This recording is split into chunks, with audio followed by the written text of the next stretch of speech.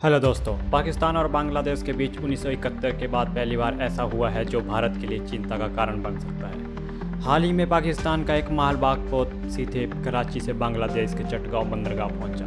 यह घटना इसलिए महत्वपूर्ण है क्योंकि 1971 में हुए बांग्लादेश मुक्ति युद्ध के बाद यह पहला समुद्री संपर्क है।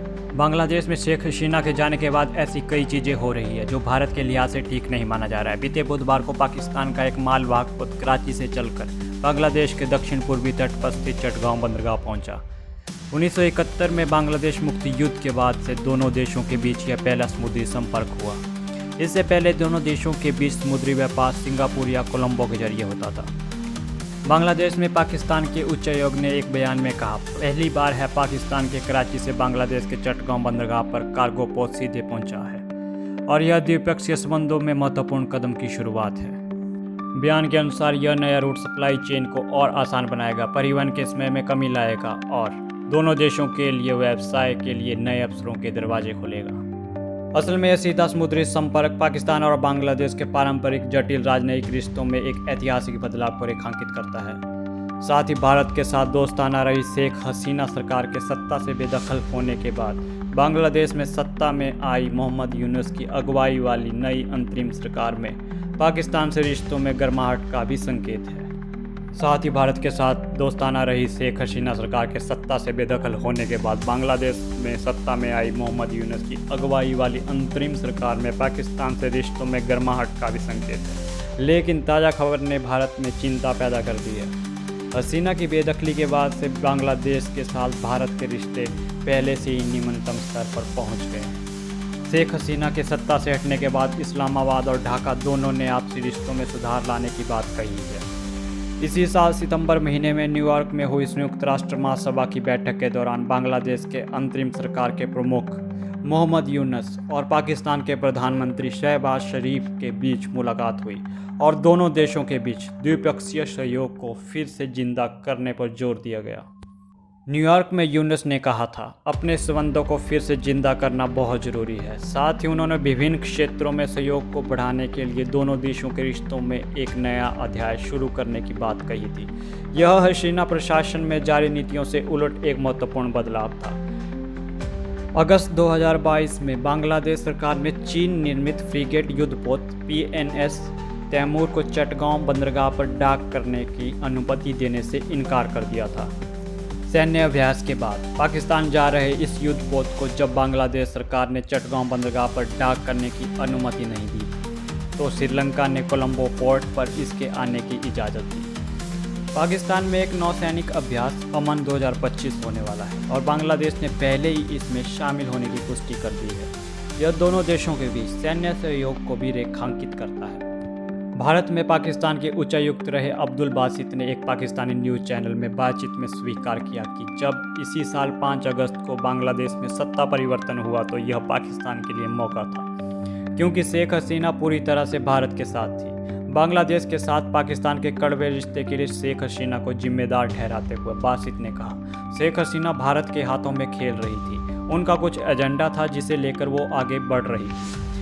पाकिस्तान ने व्यापार के अलावा भी अन्य क्षेत्रों में सहयोग के लिए कदम उठाए हैं। बांग्लादेश नागरिकों के लिए पाकिस्तान ने तत्काल फ्री वीज़ा सुविधा की शुरुआत की है। तो अब हम समझेंगे कि आखिर क्यों पाकिस्तान और बांग्लादेश के बीच रिश्तों में आए इस बदलाव ने भारत में चिंता बढ़ा दी है।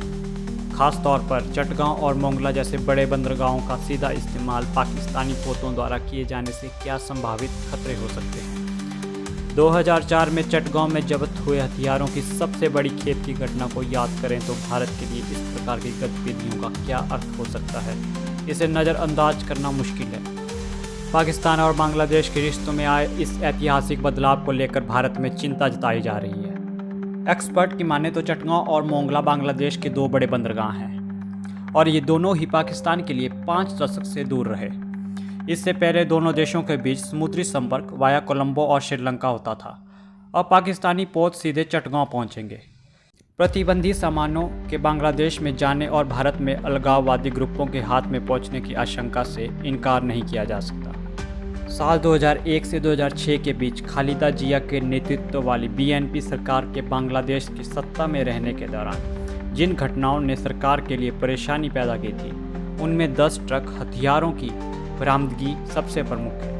1 अप्रैल 2004 को बांग्लादेश के इतिहास में हथियारों और गोला बारूद की सबसे बड़ी खेप जब्त की गई थी। इन हथियारों के 2 बड़े ट्रालरों के जरिए समुद्री रास्ते से चटगांव स्थित यूरिया फर्टिलाइजर या CUFL जेटी पर ले आया गया था। एक्सपर्ट का मानना है कि हथियारों के विशाल जखीरे की बरामदगी ने भारत के साथ तत्कालीन BNP सरकार के संबंधों में खटास की शुरुआत की थी। बांग्लादेश और पाकिस्तान के बीच बढ़ते रिश्ते को भारत आशंका की नज़र से इसलिए भी देख रहा है कि एक लंबे समय बाद यह दक्षिण एशिया में भू राजनीतिक समीकरण पर असर डाल सकता है। पिछले साल जब भारत को मोंगला पोर्ट के संचालन का अधिकार मिला तो यह भारत के लिए चीन पर एक रणनीतिक बढ़त थी, लेकिन अब पाकिस्तान की पहुंच चटगांव पोर्ट तक हो गई है। अब दोनों पोर्टों के समुद्री चैनल पाकिस्तानी पोतों को इजाज़त देंगे। इसका क्षेत्रीय भू राजनीति पर असर होना लाजमी है, क्योंकि चटगांव म्यांमार के पास है। असल में भारतीय सुरक्षा एजेंसियां पूर्वोत्तर के विद्रोही समूहों के म्यांमार में शरण लेने को लेकर शंकित रही हैं और ये भी आशंका बनी रही है कि उन्हें हथियार इसी रास्ते मिलते हैं। पहले बांग्लादेश की कट्टरपंथी राजनीति, जमानत इस्लामी से प्रतिबंध हटाए जाने और अब बांग्लादेश के संविधान से धर्मनिरपेक्षता शब्द हटाए जाने की खबरों ने भी भारत की चिंता को बढ़ाया है। भारत के जाने माने रक्षा विशेषज्ञ ब्रह्मा चिलानी ने सोशल मीडिया एक्स पर एक पोस्ट में लिखा है, बांग्लादेश में मिलिट्री मुल्ला शासन के तहत, जिसमें यूनुस नाम मात्र के मुखिया की भूमिका निभा रहे हैं, यह देश हिंसक इस्लामवादियों का गढ़ बन गया है। जब अटॉर्नी जनरल ने हाई कोर्ट से कहा है कि संविधान में धर्मनिरपेक्षता शब्द हटाया जाना चाहिए, उन्होंने लिखा, बांग्लादेश के बहुलतावादी और समन्वयवादी परंपराओं को ख़त्म करने के लिए बिना चुने हुए शासन की कोशिशों को देखते हुए अटॉर्नी जनरल ने तर्क दिया कि धर्मनिरपेक्षता उस देश की वास्तविकताओं से मेल नहीं खाती जहां 90% आबादी मुस्लिम है। हालांकि ऐसा पहली बार नहीं है कि बांग्लादेश में पाकिस्तान से मधुर संबंध रखने वाली सरकार है। 16 सालों तक सैनिक तानाशाह और बांग्लादेश नेशनल पार्टी के नेतृत्व वाली सरकारें भी पाकिस्तान के साथ दोस्ताना रिश्ते रखती थी। हसीना के 15 सालों के शासन के दौरान बांग्लादेश के साथ भारत के रिश्ते बहुत करीबी वाले रहे और द्विपक्षीय आर्थिक सहयोग में भी काफ़ी उछाल आया। दोनों देशों के बीच व्यापार, ऊर्जा और रक्षा क्षेत्र में व्यापक सहयोग हुआ।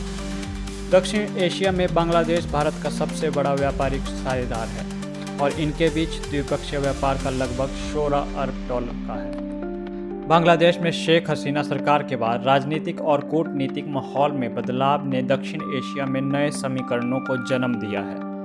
पाकिस्तान और बांग्लादेश के बीच बढ़ते समुद्री और आर्थिक संबंध, साथ ही चीन की बढ़ती भागीदारी भारत के लिए रणनीतिक चुनौतियां खड़ी कर सकते हैं।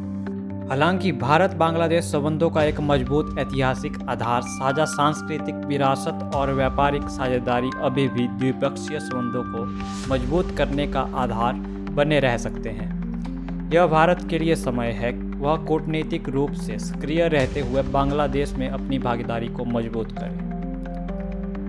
आज के लिए बस इतना ही, मिलते हैं अगली वीडियो में। तब तक के लिए अगर आपको वीडियो अच्छी लगी हो तो वीडियो को लाइक, शेयर और चैनल को सब्सक्राइब जरूर करें। धन्यवाद।